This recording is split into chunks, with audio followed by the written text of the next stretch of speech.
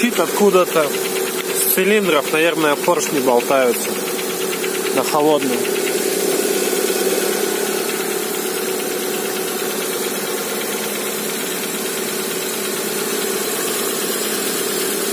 Ну вот, буквально чуть-чуть постучало, и уже работает, как малышка ротиком. Вот, уважаемые знатоки, жду ваших комментариев. Проблема — стук на холодную.